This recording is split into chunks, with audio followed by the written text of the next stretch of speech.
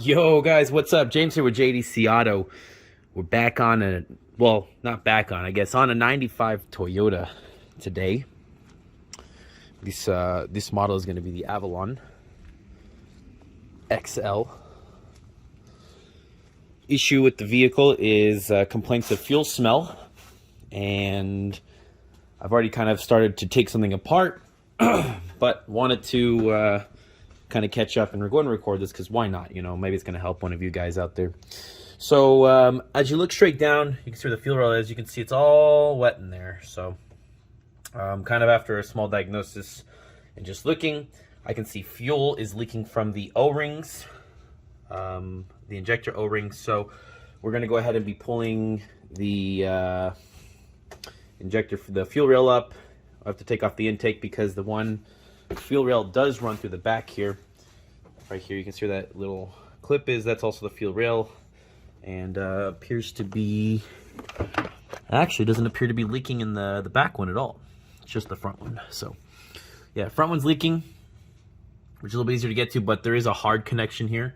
See that hard connection? So you kind of have to take up. I'm just gonna end up replacing all of them because if one of them is leaking, most likely the other ones will start leaking soon. So if I just replace the one that's leaking, it'll probably be back in the matter of a couple weeks, month, who knows.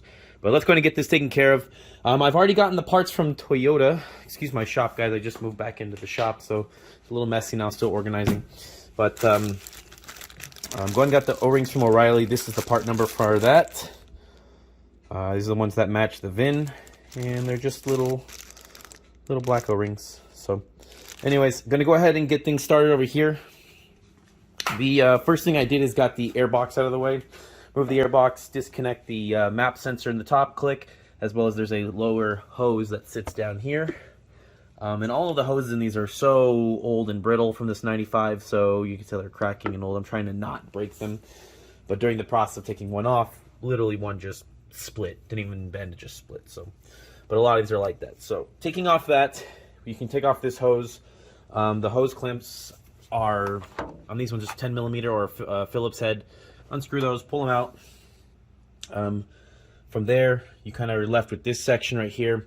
After that, I moved over here to this top because I need to lift this up, the intake up, and get behind it, or underneath it, I should say. So there was on mine 10 millimeter here and a 10 millimeter right there, and there are two little nuts. Just sit on there, 10 mils, and you can lift this up. I do disconnect all of these little connectors here just because it does hold it down, and now I can get up out of the way. There was 1, 2, 3 vacuum lines that lead to this area over here because I need to lift this up later. These will need to be disconnected, so it's pretty easy to look at. You have kind of your medium one that goes on that. There's a small one here that goes all the way over here to the left of the orange clip, and then you have the one to the right here, which goes right there on the front, right there. So pretty easy. I did take off one more hose here just to help give me some space, and that was this one. This one was on there. Pulled that off to the side, and now you're pretty much caught up to where I am. So now we can go step by step from here. Right here, this car does have an EGR, exhaust gas recirculation. Now most people like to pull these. You don't need to, actually, if you're just going to reach back behind here. I don't know if you're going to be able to see it, but there's two nuts on the back side of this. I don't know if you're going to be able to see them, but you see this silver hose here? This silver hose that right here, this one that runs here and up. If you feel up to the back of it, there's going to be, and I think I've already loosened this one. Can't get a good camera angle in there, but there's two 10 millimeter nuts that sit on here, and you can just take a small extension, maybe 3-4 inches, about yay long, with a 10 mil on it, and a ratchet, or an electric ratchet if you have one, and just kind of go back up in there and loosen them. So once these two, go ahead and take off this nut here so you can see. Blink. So two 10 millimeters. There's one on the left side of the hose and then one on the right. So I'm going to go ahead and take off the one on the right and we'll come back. All right, that 10 millimeter nut is off the back of the EGR valve now, which means that now this should, when you go ahead and take off the whole nuts and bolt system for this intake here, which we're gonna get there in a moment, this should, like on the lower portion, you kind of see where that right below that nut right there is that little shiny stud. That is the stud that sticks through to the two nuts you just took off. So when we get to that, you'll see that we'll be able to kind of pull it forward without having to disassemble all of this, and it's just unnecessary step in my opinion. So next thing I want to do is come over here to the passenger side, and what we're going to do is we're going to remove this hose. We're going to remove the grounds here on the bottom. This is a 12 millimeter nut. And then we're going to remove this diagnostic assembly here. It's just one 12 millimeter nut as well. Pull that, and then as well as you look down here, you're also going to want to take off this PCV hookup, this black hose right here. It goes underneath and connects to the intake underneath. Now this one, if your hose lets you, I had to replace this before because the customer had it was cracked and leaking. So, but new PCV valve as well as hose. Now mine, I can probably take off this clip. I just like to pop it up from the valve cover itself. So for the PCV, I find that a lot of times that if you get, I have these little hose clamps that get underneath it and grab it.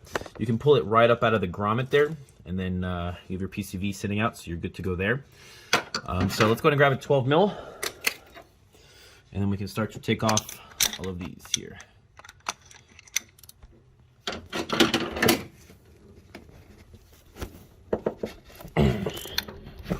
Just like that. And then we can start taking off this one, this hose, and then the ground in the bottom here, and we'll get into the next step. All right, so ground's off, hose is off, and the diagnostic set is there. Now, go ahead and grab this here. Now, this has a little clip-on point here that clips onto this rail.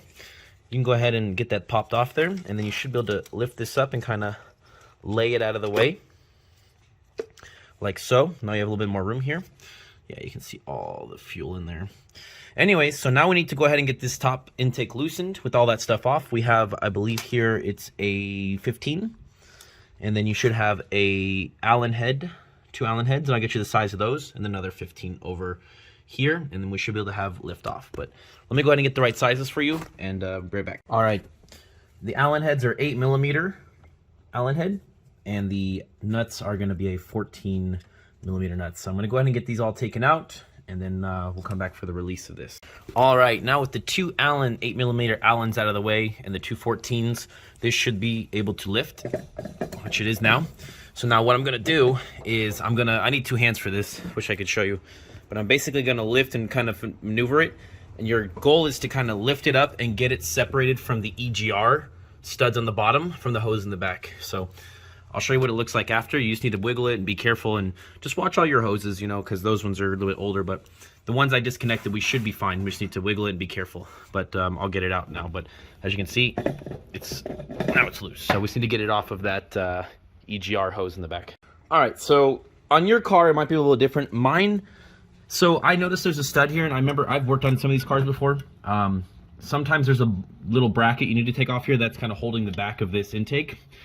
Your car might need it, so see what else you need. Just because this car is older and a lot of people have been on it, there's chances where there's some things that should have been re-bolted back up, haven't been.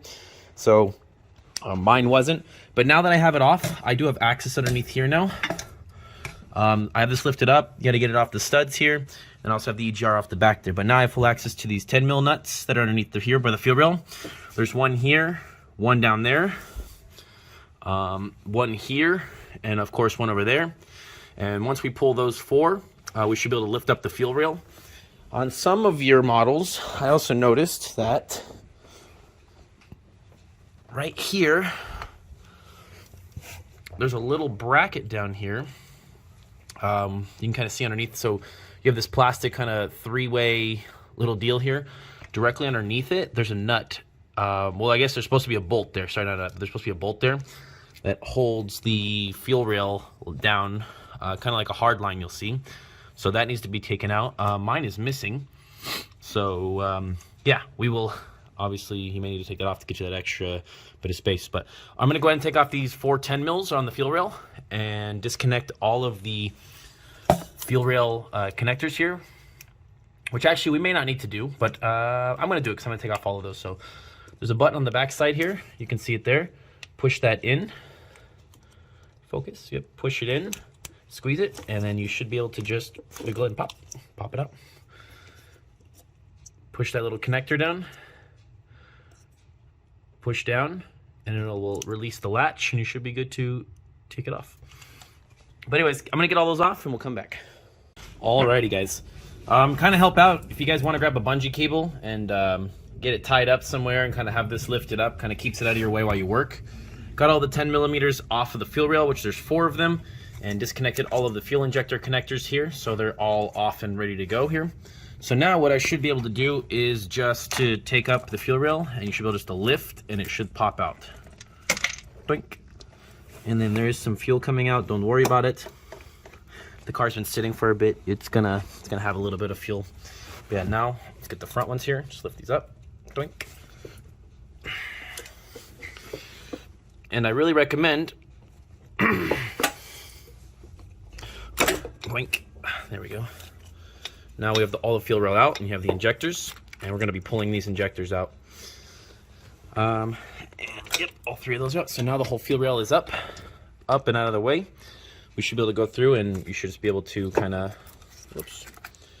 grab each one of these injectors and kind of give it a wiggle and a pull up and a little twist. And what should happen is, oops, gotta be careful and pull them out, because they just kind of sit into a little pocket there, and they press in, and these O-rings seal.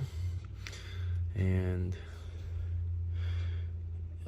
looks like they're a little dirty and worn. It's kind of hard to tell. I'm going to clean all these injectors up, clean up the injectors, and that O-ring doesn't look too bad, I guess. This one actually looks kind of new. I wonder if someone came in and did a job before me and put not full new ones on here. They don't look terrible though. I'm gonna find the one that's broken and I'll get a close-up of it. But anyways, let's get all 6 of these out, and then we'll go from there. All right, all of the 6 injectors are out, and I did find our problematic one.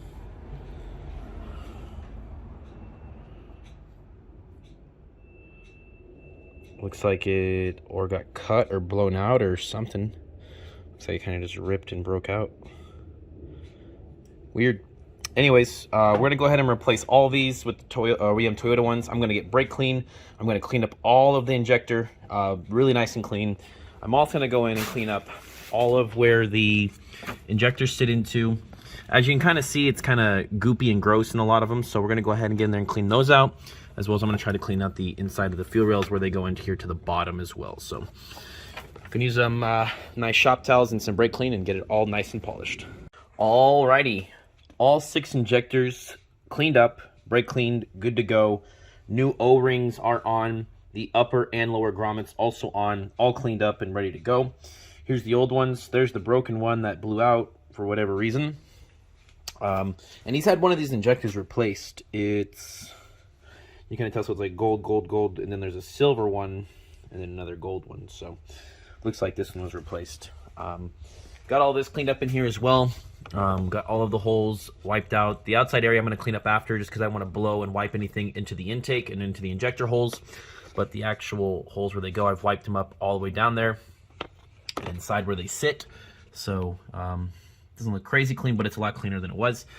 And go ahead and get all these pressed in. What I may do is I'm going to put the injectors into the top rail first, and then I'm going to seat them down into the bottom. I just feel like that's a little bit easier in my opinion. I've had a lot more success doing it that way, and just kind of do like a nice easy wiggle into there. I might use some type of lube to help them go in. I'm not going to use like oil. Oil does seep into the O-rings and cause them to swell, and it's not good for O-rings or injectors. Maybe some Vaseline or some type of heavier grease. So not too much, just like I said, a little bit around to help them lubricate the slide in. And I'm going to go ahead and get these all pressed in. Do it slowly, carefully. Make sure that it doesn't get put in, and because it can cut like that, but these are the ones that came out of it, so we're gonna go from there. Anyways, greasing them a little bit, then we're gonna put them all in and then press them down. All right, guys, injectors, got them all popped into the top. Each of the 3. I'm starting to do a video of it. It's 2 hands, and I should have I'm gonna get a tripod for helping out with this stuff, but I got them wiggled in. You kind of put them in gently, and you kind of feel it as it'll kind of settle down. They all slipped in very comfortable, semi-snug, but not too tight. Then I kind of guided them evenly into each of the holes, just like get them all set, like just hovering, don't push them in yet. And then working from the back side forward, I kind of gently press down, gently press down, gently press down from the back one, and kind of seated them, and then to a point where I got them all in. Now keep in mind, you do have fuel rail spacers here. Make sure these fuel rail spacers do stay underneath where the bolts are. And then again, I kind of worked it down, and then evenly on each side of the fuel rail kind of pressed and wiggled and pressed down, and just kind of made sure I wasn't pinching or crushing any of the O-rings, and it seems like it's excellent. Same thing for the back side too. Evenly pressed in. Once I got them pressed in as far as I could go, bolted down, and I kind of can feel like there's a little bit of wiggle room, a little bit of movement. I kind of feel the tightness of the O-rings against the inside of the walls by how these swivel, and they're feeling all pretty snug. So I'm pretty happy with that. Now what I did was leave the fuel injectors unplugged at this point. If you unhook the battery, you can rehook the battery. And all I do is just to build fuel pressure to see if they're leaking. You can come in here and key on. I don't think this is the key on activated pump. So what I do is just crank it. And it shouldn't start, nothing should have a problem. So give it a couple cranks. That'll build the fuel pressure. And then you can come and check your work.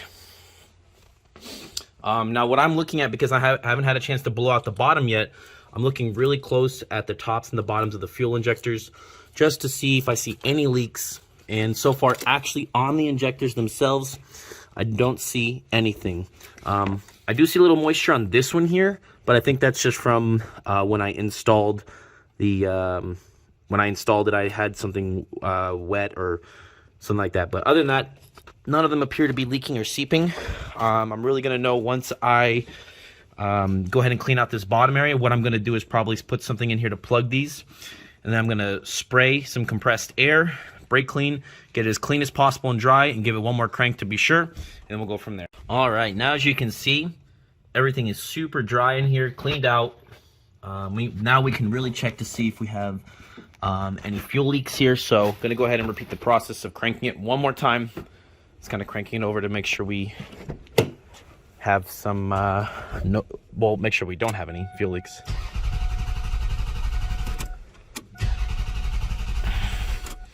That should be enough. A couple good cranks will pick up the fuel pressure. Now we just come and inspect to make sure we don't have any fuel leaks. And we are looking pretty good here. Yep, nothing there. All 6 looking good. No leaks. Awesome. All right, well guys, that's how you're going to go ahead and check and do the O-rings on a 95 Toyota Avalon. Just so you guys know, doing these videos to help out as much as I can for you, make these process easier. So please feel free to drop a like, subscribe if you're feeling like it, you know what I mean, and share. And if it's helped you out, comment below. If you have any questions, I try to be as active as possible. But yeah, now we're just going to do the reverse process. We're going to put everything back on, get all the hoses and everything wrapped back on, and then we're going to go ahead and take it for a test drive to make sure it's good. But yeah, guys, feel free to, like I said, share the video, subscribe, and have, of course, a great day. See you next video.